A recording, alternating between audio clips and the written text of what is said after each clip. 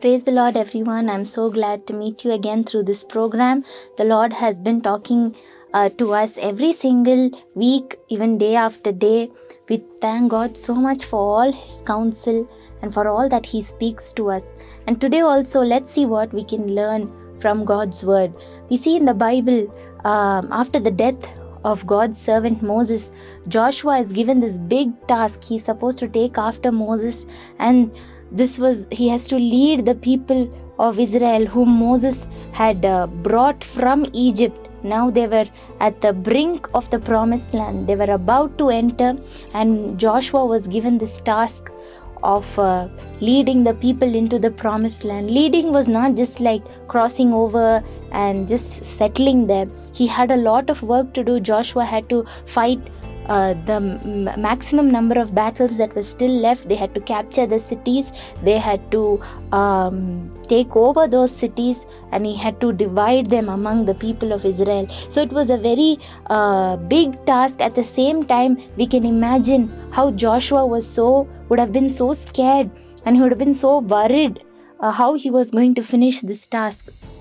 We can see that the Lord is speaking to Joshua in Joshua chapter 1. The Lord could have told Joshua so many things. He could have given him the blueprints of the promised land. He could have said what has to be done, what works were left to do. But instead, God is giving Joshua a very, very different kind of command. The Lord didn't tell him go and start the battle. The Lord didn't give him a training on how to go about war with these people. But instead, God says in Joshua chapter 1 verse 8, He says, "Do not let this book of the law depart from your mouth. Meditate on it day and night so that you may be careful to do all that is written in it. Then you will be prosperous and successful."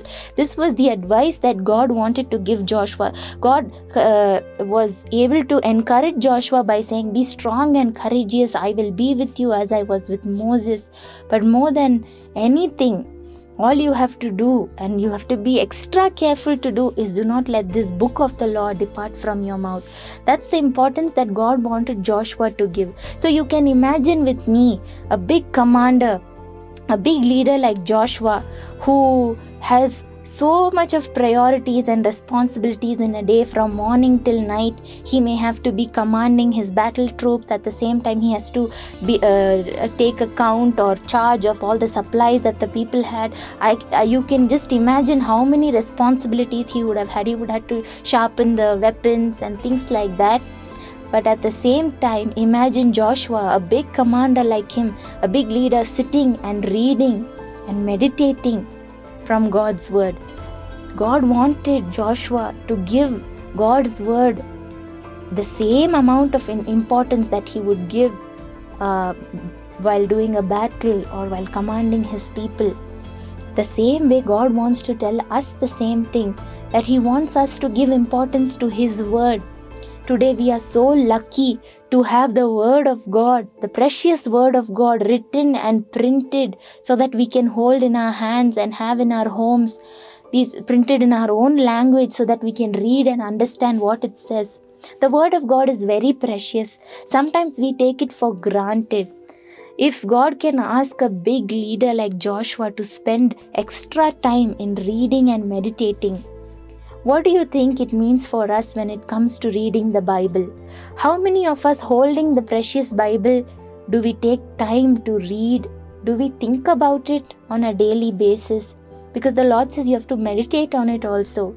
Some of us don't have the time. Some of us don't think it's important because God is directly talking to us every day. We think there's no need to read the Bible. We know all the stories. But today God wants to encourage you and say that you have to go on a journey with Him by starting to read from God's word again.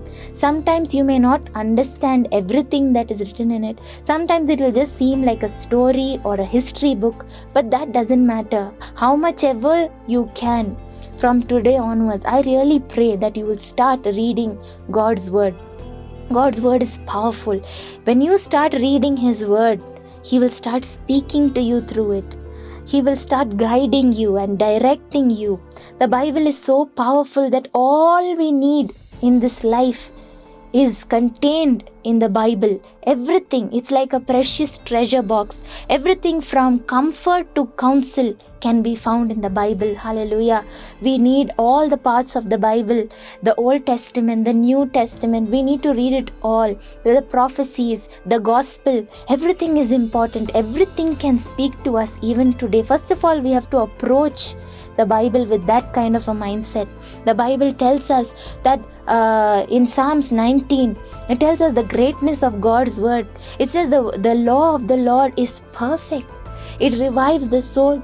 The statutes of the Lord, hallelujah, they are trustworthy, making wise the simple. They are right. Hallelujah. They are radiant, giving light to the eyes. They are sure. They are altogether worthy. Hallelujah. They are altogether sure. Hallelujah. It says that by keeping them is your servant warned. And there is a great reward when we keep God's word. God's word warns us. By keeping God's word, we are rewarded.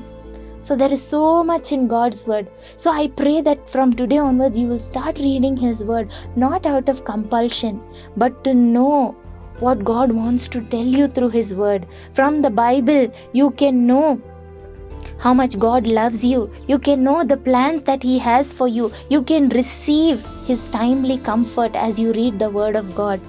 Today, I just want to encourage you to approach the Bible with that kind of attitude. I can tell you so many testimonies of how the Bible has been a blessing to me personally, to my family, and to so many others.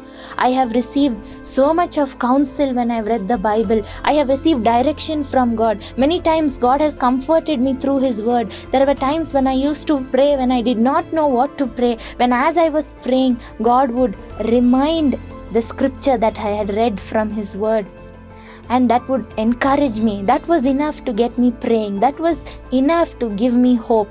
And the Lord will do the same for you when you spend time in His word. There I know of people who love God's word so much that they have gone beyond their physical limitations to read God's word or to learn from God's word.